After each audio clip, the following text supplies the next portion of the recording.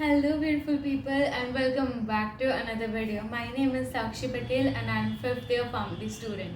Today in this video we will be talking about what are the skills with which if you are equipped then you can make most of your hospital timing.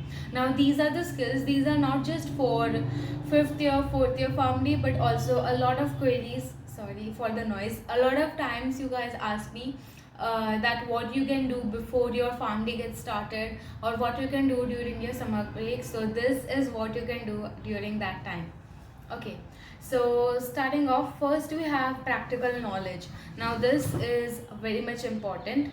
Practical knowledge, it includes lab values, all the lab values, especially hematology, LFT. These both are and also electrolytes. Yeah, these three are very important.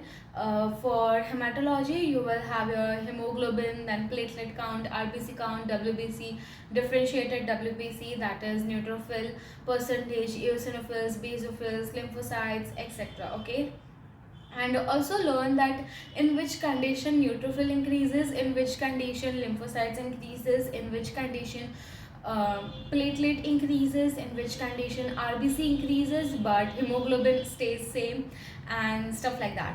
For LFT, main is just SGPT, SGOT. Those two are more than enough, and you should also be knowing albumin globulin ratio and their individual levels also.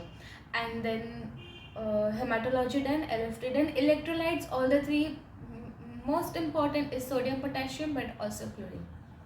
Okay, then we have particular whether a particular ADR or result of drug interaction it is seen in the patient or not. I've already uploaded a video of how you can detect ADR and drug-drug interaction, how you can detect and confirm ADR and drug-drug interaction. So check out my previous video, and I really hope that it helps you. I'm so sorry. This noise, it is making me a bit on my edge. Okay. Yeah, what kind of confirmation you have, that is what are the type of apps that you can use. Now that also I've discussed in my previous videos, so you can do that. Okay, now there is also correlation, as I told you, that in which conditions what values increase, what values decrease, and how can correlate patient condition with the lab value. Okay, I'll also make a video on what first year PharmD students can do or second year PharmD students can do in the hospital. So I hope that it will help you guys. Okay, next is drug class and mechanism of action and common side effects. This is specifically for PharmD second year and third year, because now you'll be having pharmacology. All the best for that.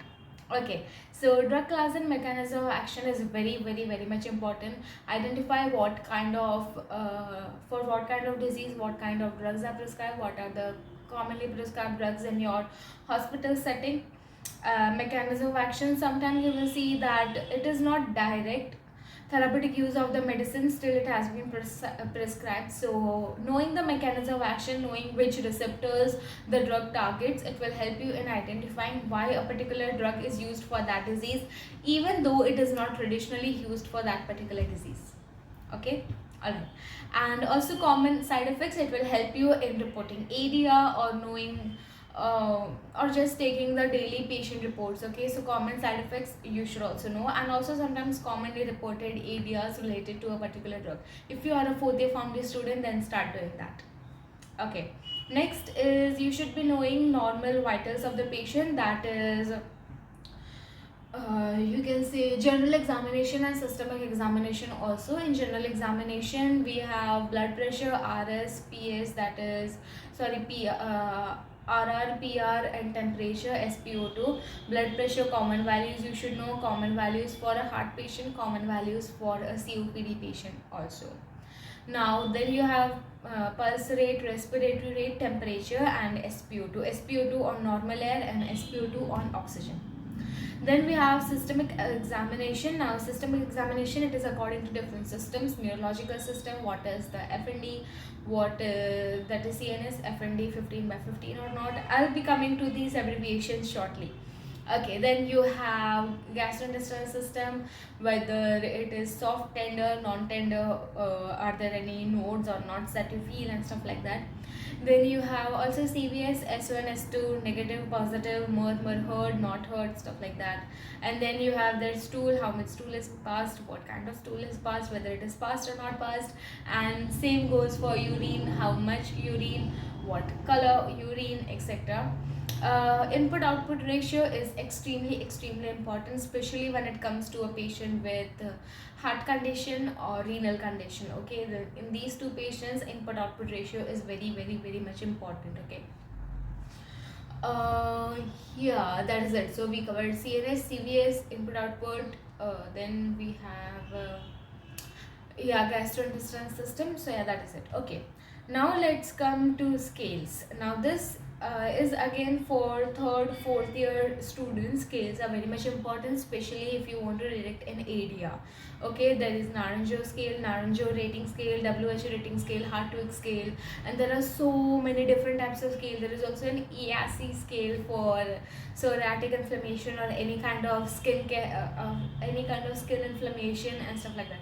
I'm really sorry. I don't know how much of this noise is coming to you, but my room, it is situated on a crossroad, so there is a lot of noise which I'm not at all liking right now. There is constant honking, which I hate, and I'm really sorry. Last video I shot with a mic, and still there was loads and loads of background noise that was coming. That's why this time I decided not to use a mic at all, because it wasn't making much difference. Alright, I'm sorry, but I had to vent, okay, because this noise, it is really putting me on an edge for this video. Alright, coming back. So now we have abbreviations. We covered practical knowledge. Practical knowledge, it includes lab values, correlating lab values with the patient condition. Then we have detecting and confirming ADR, drug-drug interaction.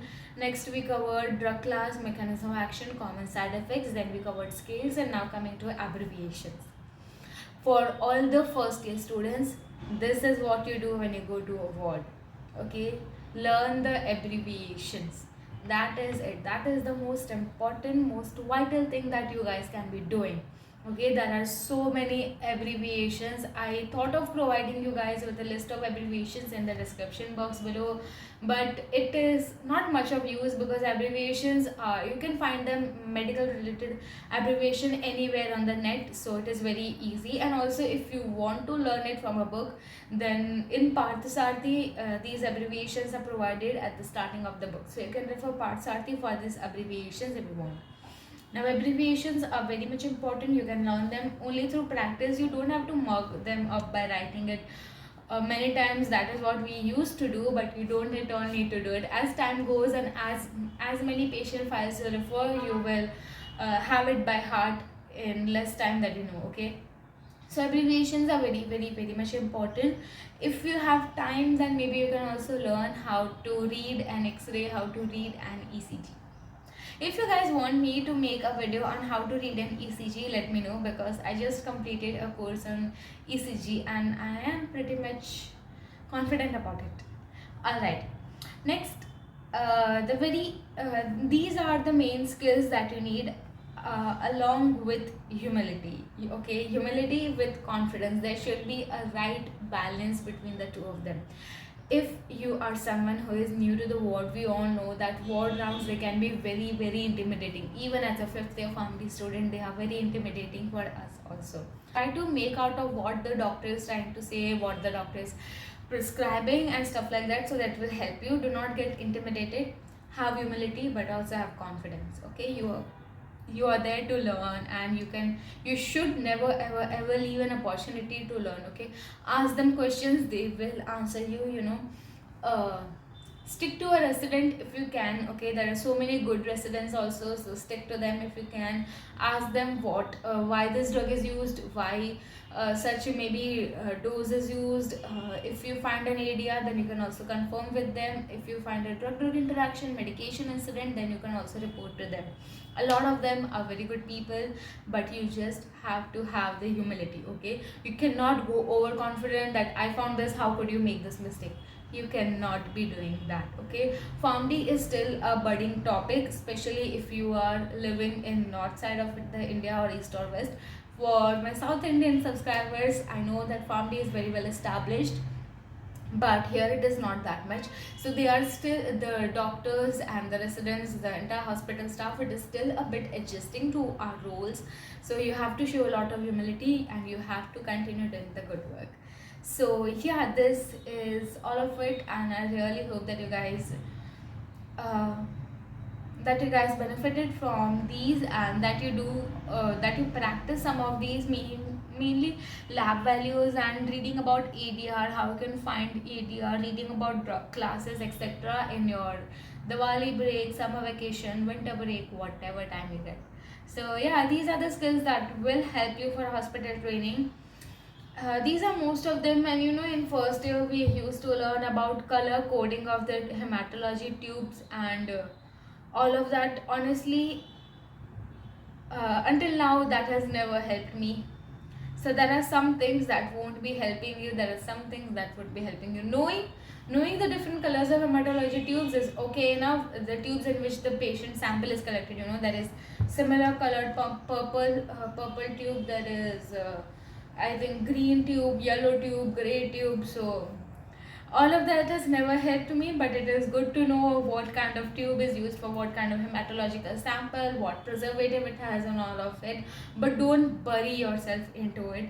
Do not memorize it by writing it 10 times or 15s of times, or do not mug it up at all. If it is helpful to you, if it is something that comes up daily in your routine, then you will get to know, you will learn it by heart that way.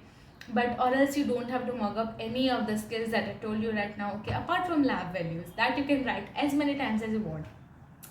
You can either write it as many times as you want, or you can either dictate it as many times as you want. But along with lab values, also write about in which conditions it gets increased or decreased. And don't write conditions such as Addison's disease and stuff like that. We don't want rare cases, we want normal cases. Hypertension, diabetes, pneumonia, COPD, cancer, ortho, stuff like that. Okay, also know about your APTT INR. It will help you in surgery, ortho, also neutrophils, eosinophils, or those DIC, that is DWC, differential WBC count. They will help you in your surgery ward.